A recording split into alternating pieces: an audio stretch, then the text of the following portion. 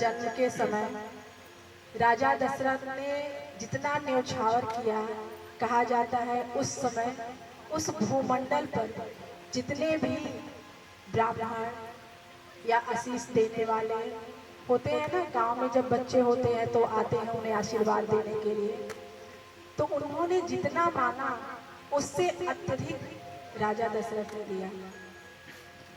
हम गीतावली जब गोस्वामी जी की पढ़ते हैं तो उसमें गोस्वामी जी ने भगवान राम के जन्म दिवस पे कई सोहर लिखे हैं, कई सारे सोहर। किसी भक्त ने पूछा कि महाराज, ये जो सोहर आपने लिखा है, ये कल्पना तो की जा सकती है कि बच्चे का जन्म होता है तो मांगलिक सोहर गाए जाते हैं, किंतु आपने लिखा है कि यही सोहर गाया गया है। क्या आपने किसी आदि रामायण से उसे लिया है? तो उन्होंने कहा नहीं। तो कहे क्या आपको किसी ने आके बताया है? तो बोले नहीं, ये भी नहीं। तो बोले फिर आपको कैसे पता कि यही सोहर गाया था?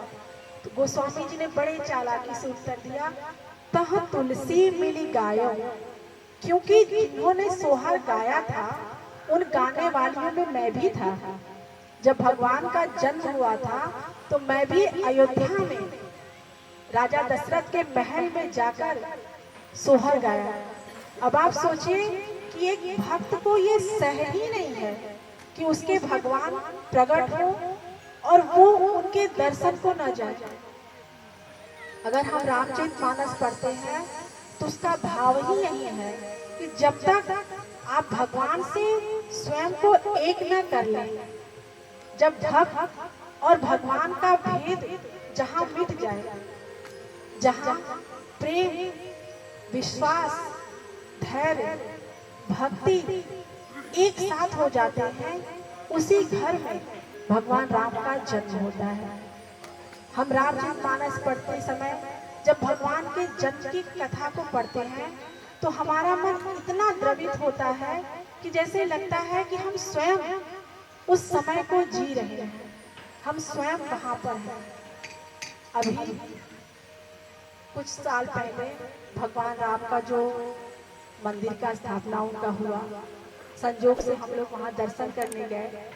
उस सौंदर्य को देख करके मन इतना प्रसन्न हुआ, इतना प्रसन्न हुआ कि जैसे लगा ये तो वो अयोध्या है ही नहीं जो पहले का था।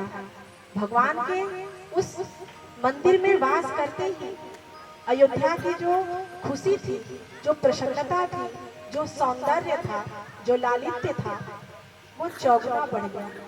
तो आप कल्पना कीजिए कि त्रेता युग में जब भगवान राम दशरथ जी के घर में जन्म लिए होंगे तो उस समय की छटा कैसी होगी, उस समय का मनोरम दृश्य कैसा होगा, उस समय क्या नर नारी कितने मगन होंगे।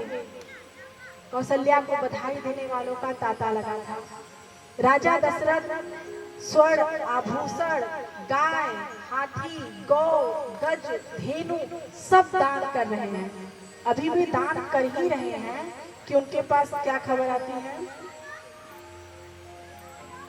कह सुता सुमित्रा दो सुंदर सुत जनमत भयो, कह सुता सुमित्रा दो सुंदर सुत जनमत भयो, वह सुख संपत्ति समय समाजा, कहीं न सकहि सारद अधिराजा, वह सुख संपत्ति समय समाजा, कहीं न सकहि सारद अधिराजा, अवधपुरी सोहई भांति, प्रभु ही मिलन आई जनुराती, अवधपुरी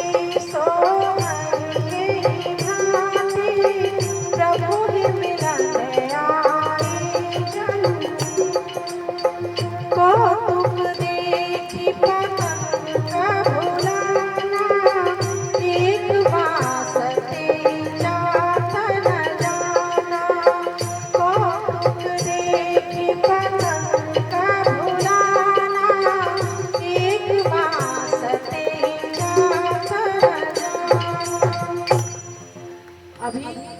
अयोध्या में उत्साह चल ही रहा था कि इतने में दासी आकर क्या कहती है, बधाई हो महाराज, बधाई हो। महारानी कैकेयी और महारानी सुमित्रा ने भी, महारानी कैकेयी ने एक पुत्र को और महारानी सुमित्रा ने 2 सुंदर पुत्रों को जन्म दिया है। कैकेयी सुता सुमित्रा दो सुंदर सुत जन्मत भयो, अवधपुरी सोहै नहीं भाती, प्रभु ने मिलन आई जनुराती। भगवान राम का जन्म तो दोपहर में हुआ है, किंतु उत्साह में इतने अबीर गुलाल उड़ाए जा रहे हैं, धूप अगरबत्ती सारे अवधवासी अपने अपने घरों के सामने जला रहे हैं, तो उनके धुएं संपूर्ण मंडल पे छा गए हैं। ऐसा लग रहा है कि शाम हो गई है, प्रभु ने मिलन आई जनुराती। और जो गुलाल उड़ रहे हैं वो गुलाल कैसे प्रतीत हो रहे हैं, शाम के सूर्य की लालिमा। और जो अगर है वो कैसे प्रतीत हो रहे हैं, रात्रि का अंधेरा। गोस्वामी जी कहते हैं, वह सुख संपत्ति समय समाजा। 4 भाई पैदा हुए हैं, भगवान राम, भरत जी, लक्ष्मण जी, शत्रुघ्न जी। तो अयोध्या का जो उत्साह है क्या हो गया, चौगुना हो गया। वहां की सुख, वहां की संपत्ति, वह सुख संपत्ति समय, वो जो समय था और वो जो समाज, उसका वर्णन नहीं किया जा सकता है। गोस्वामी जी कहते हैं, मैं तो क्या, स्वयं जो शेष नाग है वे भी इसका वर्णन नहीं कर रहे।